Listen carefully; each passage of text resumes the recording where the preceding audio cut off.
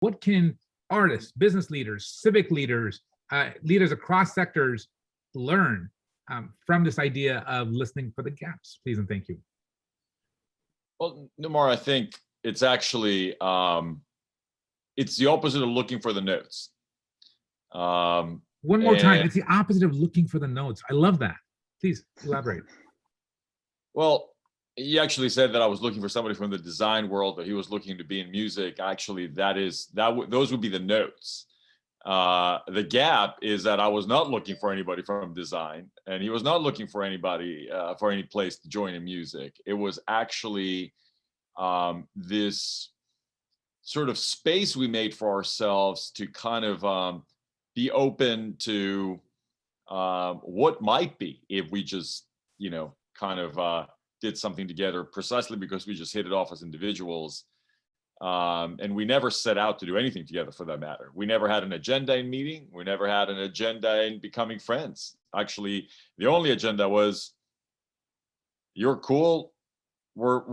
I'm curious about who you are as a human being. And Michael was curious about what I was doing as a person. And there's this trust that's built when you meet people, and you're willing and brave enough to just experiment, and that bravery comes from the trust that you create.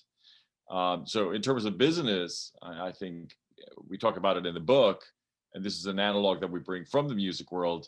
Don't go out there necessarily seeking for a particular skill. Be curious about a person and just have trust that you might just come up with something cool together, because of the respect that you have of who this person is. And in the book, in our chapter about collaboration, we talk a lot about this concept that it's not so much about going out there, and we bring up Beyonce and her collaboration with Jack White from the White Stripes. She wasn't looking for a guitarist. She just thought, me and Jack, we can create something cool. Yeah, I mean, so much of innovation is about defining what's not there, and then taking that recognition forward as an opportunity, right? And so, we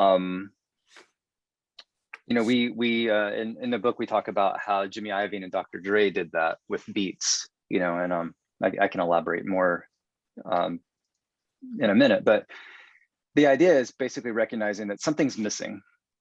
And we often forget that, right? We're so fixated on what's present, what's there in front of us, that we're not recognizing the missing pieces. So that's what we're really talking about. The tendency to in our businesses to want to optimize actually prevents us from seeing the missing thing, right? Because we're looking at what's there and we're trying to figure out how to shave it off, how to make it more efficient, etc. And so if you can adopt this mindset of asking what's not there, or actually it's more about sensing, honestly, it's often more about sensing, then that's where you lead to new ideas, new collaborations. And that's one of the points we're trying to emphasize.